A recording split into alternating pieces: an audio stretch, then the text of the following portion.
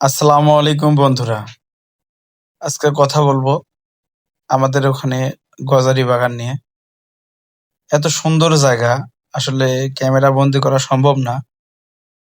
দেখতে পাচ্ছেন আমি আসলে গজারি বাগানের ভিতর দিয়ে সরু একটা রাস্তা, বাইক নিয়ে যাওয়া যায়।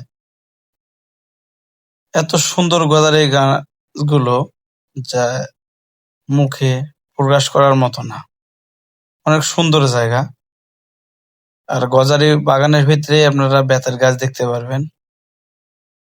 প্রচুর পরিমাণে বেতের গাছ, যা দিয়ে আসলে বেতের চেয়ার, বেতের টেবিল তৈরি করা যায়। আপনারা দেখতে পাচ্ছেন আমার সামনে অনেকগুলো বেতের গাছ।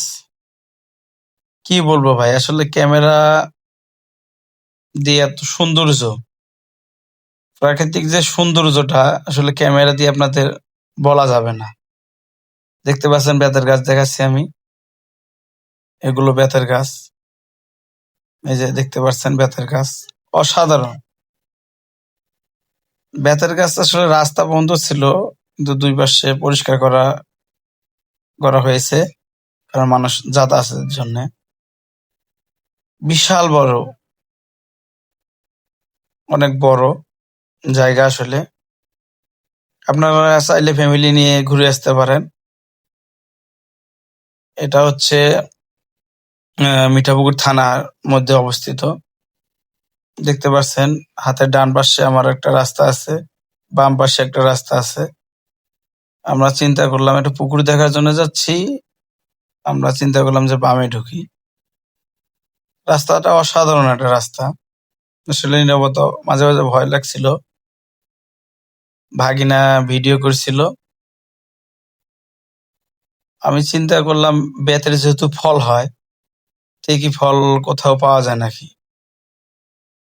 তাই ভাগিনা আমাকে দেখালো যে বেতের ফল। আপনারা দেখতে পাচ্ছেন আমি বেত গাছ থেকে বেতের ফল তুলছি।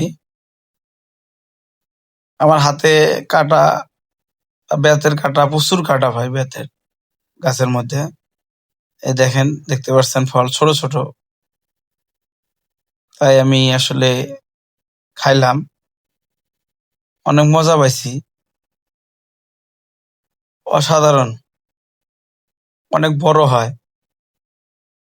এত সুন্দর জায়গা ভাই, সামনে গজারি গাছ, এত সুন্দর জায়গা।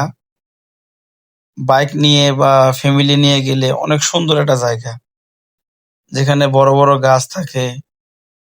ওই জায়গাটা অনেক সুন্দরই হয়। যারা আসলে গাছ ভালোবাসেন বা ঘুরতে ভালোবাসেন, অবশ্যই এখান থেকে ঘুরে আসবেন। ঠিক আছে, সবাই ভালো থাকবেন। আল্লাহ হাফেজ। আসসালামু আলাইকুম।